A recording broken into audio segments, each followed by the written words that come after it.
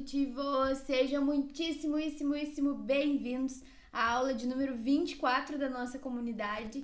Hoje eu trouxe um assunto que surgiu brincando, né? Esses dias eu ainda disse, quem sabe um dia vem um módulo todo de inglês aí pra vocês, pois o módulo ainda não chegou, mas uma aula de noções básicas de inglês para empreendedores já temos aqui. Então a nossa comunicação, ela tem muito a ver com quem nós somos, com a nossa personalidade mesmo, com a nossa construção de personalidade. Então, falar sobre o jeito que a gente fala tem a ver com o jeito que a gente é.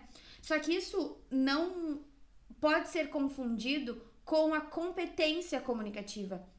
Isso não pode ser confundido com a nossa habilidade de nos fazer entender, com a nossa habilidade de aprender a nos comunicar melhor vez após vez, né?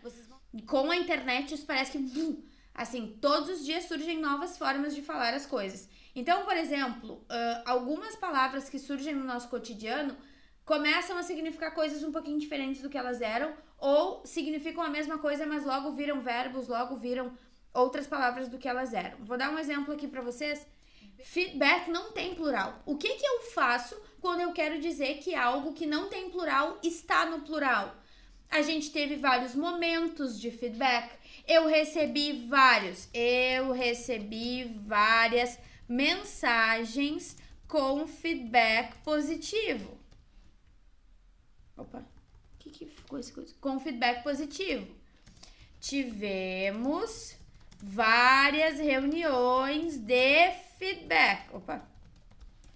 Não é feedbacks, é feedback. E aí, uma coisa importante sobre a pronúncia, tá? Isso não existe um contexto.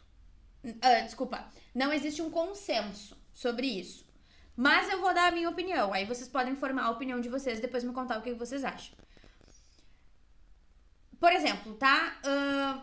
Eu tô falando aqui com vocês em português e aí eu pego e menciono o Instagram, menciono o Facebook, menciono outras coisas assim. Eu acho frescura, eu acho que não precisa. Se tu tá falando em português é Facebook, é Instagram, sabe? Eu acho que acaba que a pronúncia ela vai mudar, a não ser no caso de story, porque eu não tô falando de uma marca, tô falando de uma palavra que existe. Mas no caso de marcas, assim, eu acho que às vezes não precisa. Tem pessoas que acham que sim, mesmo que tu esteja falando em português, tu vai falar Facebook, tu vai falar Instagram, tu vai falar McDonald's, enfim, Burger King. Eu acho que não, eu acho que tu pode falar do jeito, Burger King, McDonald's, enfim, eu acho que se tu tá falando português, tu pode dar uma mexidinha, assim, pra ficar no mesmo sistema fonético daquilo que tu tá falando, fica mais harmonioso pra quem tá ouvindo, na minha opinião, e fica um pouquinho menos pretensioso.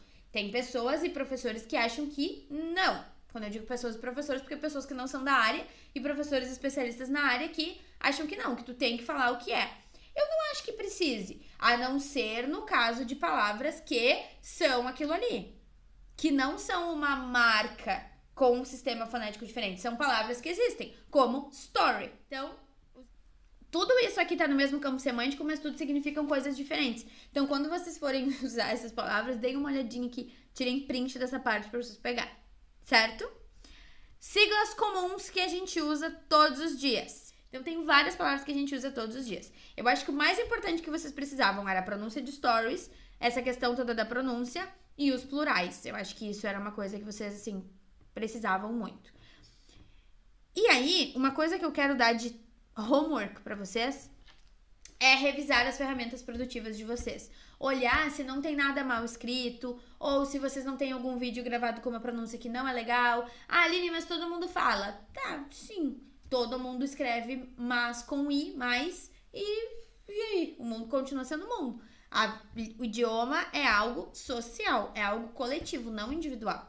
Então, existem coisas que são como são. E é preferível a gente seguir essas coisas e trazer a nossa personalidade pro nosso jeito de coisas sobre as quais a gente realmente tenha autoridade, do que a gente ficar tentando, né, mudar uma coisa que a gente não vai conseguir e nesse meio tempo ainda perder parte da nossa credibilidade. Certo? E, de novo, em maior ou menor escala, todos nós deveríamos, sim, saber inglês. especialmente o empreendedor, porque o empreendedor é o cara que é responsável por ele, pela empresa dele, pela coisa toda.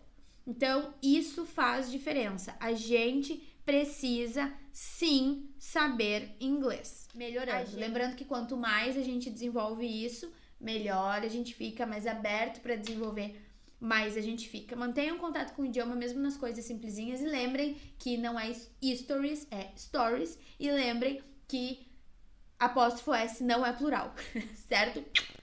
Até mais produtivos. Vejo vocês na semana que vem.